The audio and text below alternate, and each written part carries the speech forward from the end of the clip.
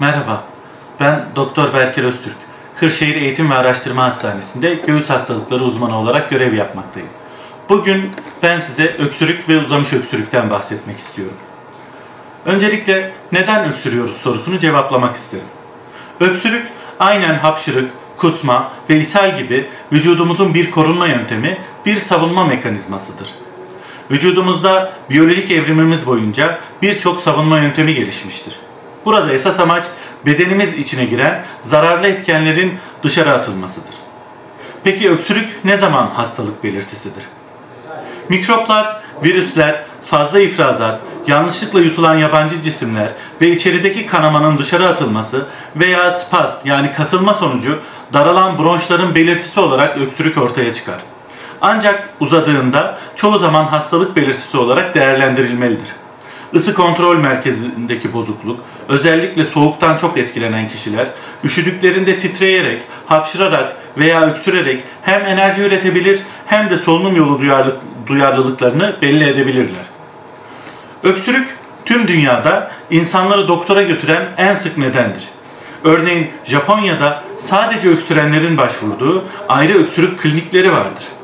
Peki öksürüğe en sık yol açan hastalıklar nelerdir dersek, çocuklarda enfeksiyonlar, astım ve reflü, erişkinlerde ise gene enfeksiyonlar, astım koa, alerjik ya da alerji dışı rinit, nezle ve sinüzit en sık öksürük nedenleridir. Her reflü hastası öksürmez ama sürekli öksüren her hasta reflü olur. Birkaç günden uzun süren öksürüklerde doktorunuza başvurmanız gerekir. Sigara içenlerde kronik bronşit yani öksürük ve balgam çıkarma sanki normal gibi algılanmaktadır. Bu kişilerin ise mutlaka yılda bir kontrole gitmeleri gereklidir. En iyisi hiç sigara içmemek veya içiyorsanız en kısa sürede bırakmaktır. Peki öksürük zarar verir mi?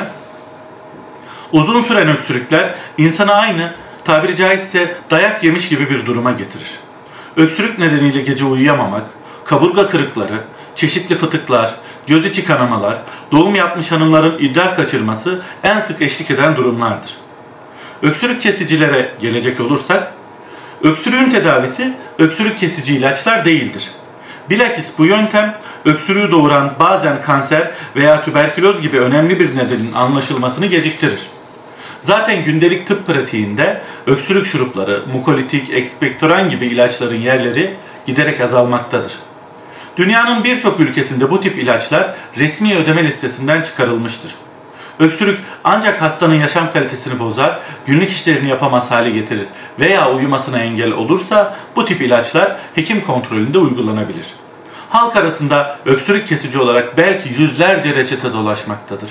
Soğan suyundan bala, ıhlamurdan zencefile, internet veya birçok gazete, televizyon programında önerilen reçetelerin hiçbirinin esas tedavide yeri yoktur.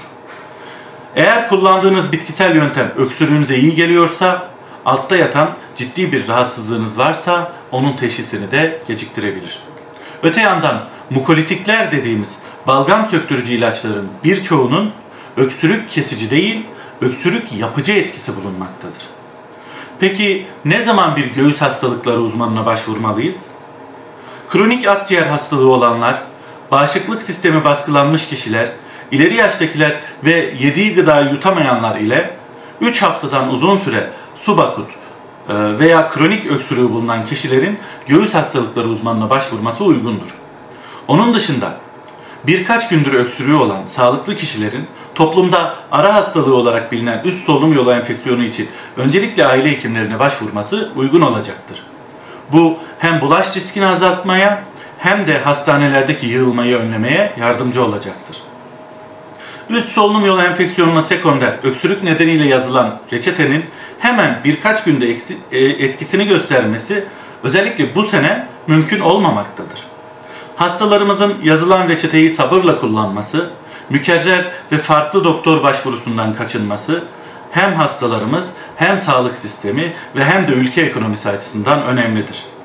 Sonuç olarak birkaç senedir maske ile korunduğumuz virüslerin tekrar ortaya çıkmasına bağlı olarak bu sene görmüş olduğumuz uzamış öksürük nedeniyle hastalarımıza acil şifalar diliyorum. Hoşça kalın diyorum.